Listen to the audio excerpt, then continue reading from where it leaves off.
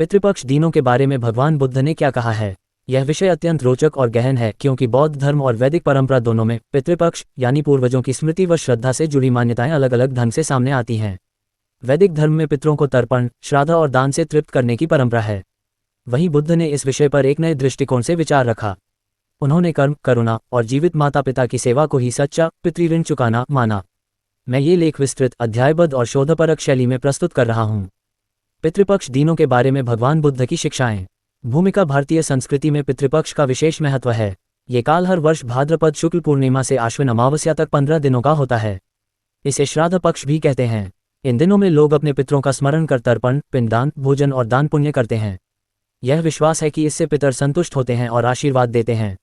लेकिन जब हम भगवान बुद्ध के विचारों की ओर देखते हैं तो हमें एक अलग दृष्टि मिलती है।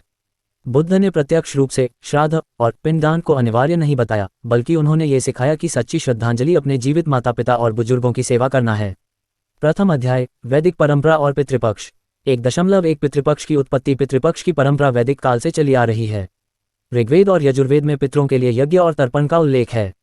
गीता में भी कहा गया है कि जो मनुष्य पितरों का स्मरण नहीं करता वह पितृऋण से मुक्त नहीं हो सकता। 1.2 पितृपक्ष में प्रचलित कर्मकांड पिंडदान, तर्पण, ब्राह्मण भोजन, दान पुण्य, कौवे, गाय और कुत्तों को भोजन कराना। इन सब का उद्देश्य यह माना जाता है कि मृतात्माओं को शांति मिले और वे संतुष्ट हों। द्वितीय अध्याय, बौद्ध दृष्टिकोण का आधार। 2.1 कर्म का सिद्धांत। बुद्ध ने कहा, सभी संखारा अनिच्चा, सभी संयोगशील वस्तुएं नश्वर हैं। मनुष्य का भविष्य और उसकी गति उसके अपने कर्मों से तय होती है, न कि केवल तर्पण या भोजन कराने से। 2.2 जीवित माता पिता की सेवा। बुद्ध ने प्रत्यक्ष कहा, माता पिता की सेवा करना सबसे बड़ा पुण्य है। यदि कोई अपने जीवित माता पिता की देखभाल नहीं करता और केवल मृतकों के लिए दान पुण्य करता है तो वह अधूरा धर्म है। 2.3 मेत्ता, मैत्री और पितरों की शांति। बुद्ध ने मेत्ता भावना यानी मैत्री ध्यान की शिक्षा दी। इसमें साधक सभी जीवित और मृत आत्माओं के लिए ये भावना रखता है, सभी प्राणी सुखी हों, सभी प्राणी शांति पाएं। इस ध्यान से मृतात्माओं की भी शांति होती है। तृतीय अध्याय, बुद्ध का पितृपक्ष पर दृष्टिकोण। 3.1 तर्पण का स्थान। बुद्ध ने स्पष्ट कहा कि मृत आत्मा की गति उसके अपने कर्मों से होती है, अतः तर्पण या पिंडदान का महत्व केवल प्रतीकात्मक है। 3.2 तिथि और श्राद्ध की प्रासंगिकता। बुद्ध के समय में भी श्राद्ध कर्म प्रचलित थे, लेकिन बुद्ध ने कहा श्राद्ध कर्म से बड़ा श्रेय जीवितों की सेवा में है। 3.3 वास्तविक श्राद्ध। बुद्ध के अनुसार माता पिता की सेवा, बुजुर्गों का सम्मान, भिक्षुओं और जरूरतमंदों को दान नैतिक आचरण और सत्कर्म, इन्हें ही सच्चा श्राद्ध और पितृतर्पण माना गया।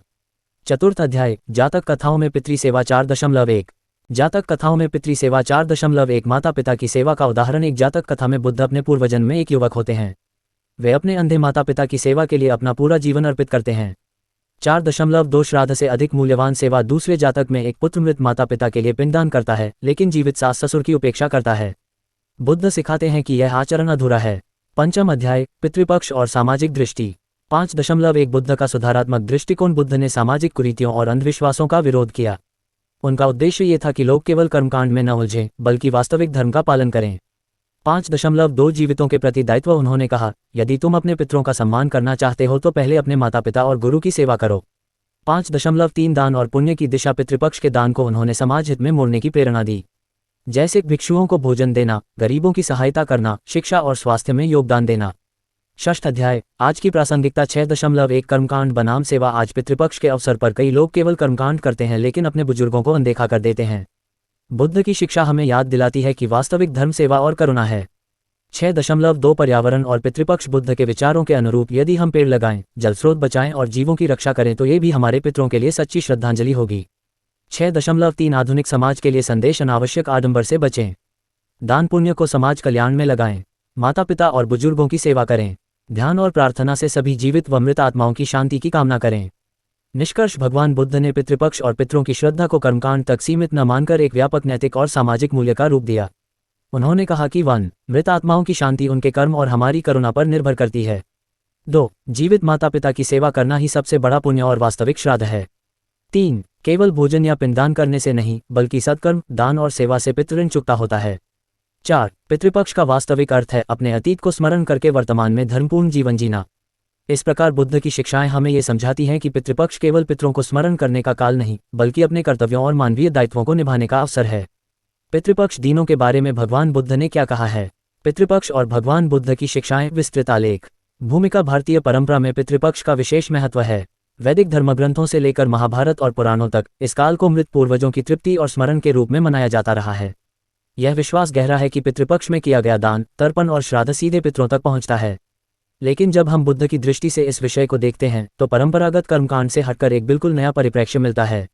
बुद्ध ने श्राद्ध पक्ष को केवल दान या भोजन कराने तक सीमित न रखकर इसे जीवित माता पिता की सेवा, सत्कर्म और दया करुणा से जोड़ा। प्रथम अध्याय, वैदिक परंपरा और पितृपक्ष का स्वरूप। 1.1 पितृ ऋण की अवधारणा। वैदिक परंपरा में कहा गया है कि मनुष्य 3 ऋणों के साथ जन्म लेता है। मनुष्य 3 ऋणों के साथ जन्म लेता है।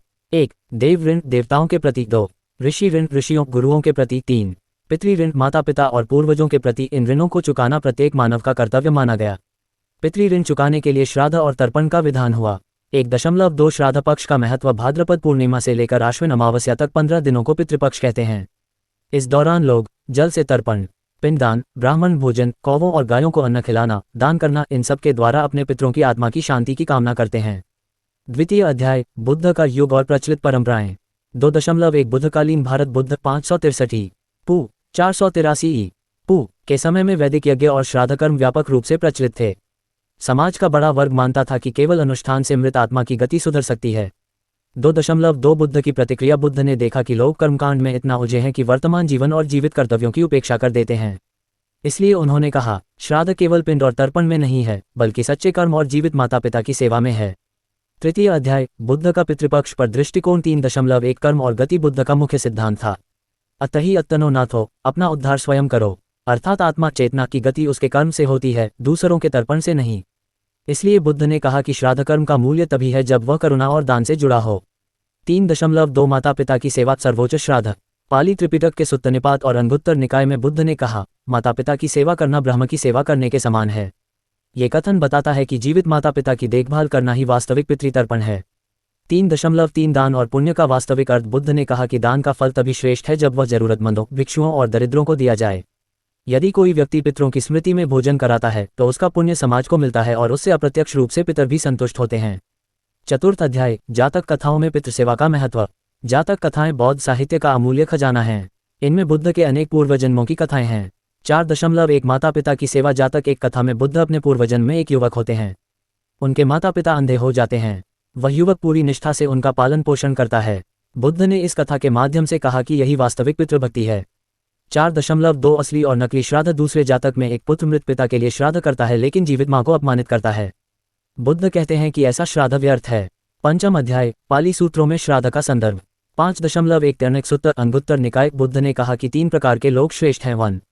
माता पिता की सेवा करने वाला। 2. भिक्षुओं को भोजन देने वाला। 3.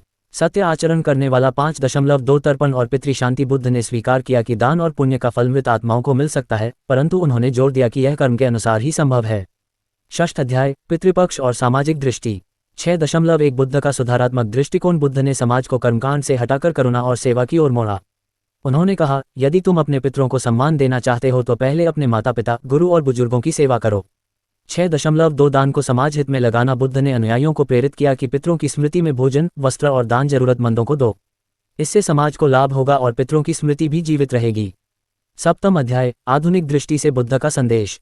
7.1 अंधविश्वास से मुक्ति। आज भी कई लोग पितृपक्ष को केवल कर्मकांड मानते हैं। बुद्ध का संदेश है कि धर्म केवल विधि विधान नहीं, बल्कि मानवता का आचरण है।